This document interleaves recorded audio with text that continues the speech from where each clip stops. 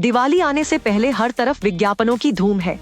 आपको अखबारों में बड़े बड़े होर्डिंग्स में छूट के लुभावने ऑफर देखने मिल रहे हैं। इसी बीच एक पुराना कैंपेन फिर से ट्रेंड करने लगा है। इसका नाम है नो बिंदी नो बिजनेस। ये कैंपेन 2021 से फेस्टिव सीजन में ट्रेंड करने लगता है।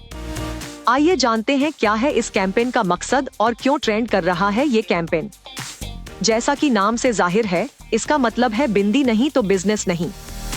लेखक और वक्ता शैफाली वैद्य ने इस कैंपेन की शुरुआत की थी।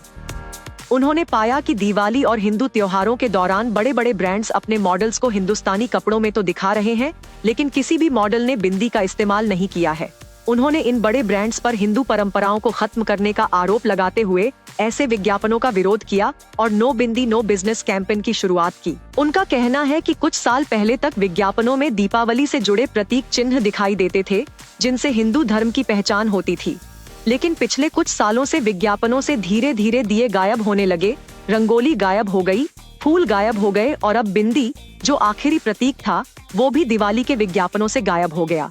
ऐसा लगता है कि जैसे ये ब्रांड कह रहे हों कि हम ये तो चाहते हैं कि हिंदू पैसा खर्च करें, हमें उनका पैसा मिले, लेकिन हम आपके प्रतीकों और आपके जीवन जीने के तरीकों का सम्मान नहीं करेंगे।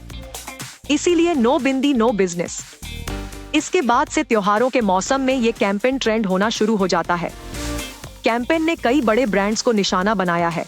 इनमें फैब इंडिया, पीएनजी ज्वेलर्स और टाटा क्लिक जैसे बड़े ब्रांड भी शामिल हैं। इस बार फैब इंडिया ने अपने दिवाली कलेक्शन का नाम जश्न ए रिवाज से बदलकर स्वर्णिम रखा और मॉडल के माथे पर बिंदी भी लगाई और पूजा की थाली भी दिखाई। शैफाली इसे इस कैंपेन की जीत बता रही हैं। शैफाली अलग अलग कंपनियों के विज्ञापनों की तस्वीरें शेयर कर मॉडल्स के बिंदी न लगाने को हिंदू धर्म के खिलाफ बता रही हैं और इन ब्रांड से सामान न खरीदने की अपील कर रही हैं। बहुत से लोग इस कैंपेन को बढ़ चढ़कर प्रमोट कर रहे हैं, वहीं कई लोग इसके विरोध में भी हैं। 2021 में अभिनेत्री दिव्यांका त्रिपाठी ने इस कैंपेन पर विरोध जताया था।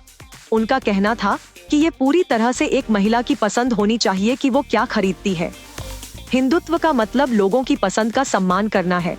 इसके बाद आप पर्दा प्रथा को वापस लाना चाहेंगी, फिर आप सती प्रथा लाना चाहेंगी। किसी भी संस्कृति को महिलाओं के पहनावे से क्यों मापा जाए? मुझे हैरानी होती है जब कोई महिला ऐसे कॉन्सेप्ट को प्रमोट करती है। आप इस कैंपेन के बारे में क्या सोचते हैं? हमें कमेंट करके जरूर बताएं। ऐसी ही स्टोरीज और अपडेट्स पाने के लिए सब्सक्राइब करें आज तक AI।